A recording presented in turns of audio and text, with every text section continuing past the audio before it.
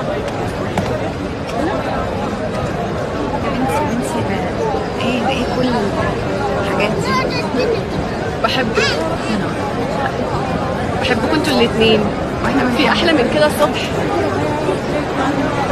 من خلال بعض الفيديوهات عبر خاصية الستوري، ظهرت تاليا بنت تامر حسني وهي تؤدي مناسك العمرة مع والدتها بسمة بوسيل، واللي شاركت متابعيها الصور والمقاطع القصيرة من أمام الكعبة وعدة أماكن أخرى في المملكة العربية السعودية، ومعاها إحدى صديقتها.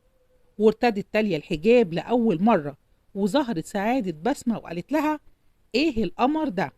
وده عبر صفحتها الرسمية على موقع تبادل الصور والفيديوهات القصيرة انستجرام. يا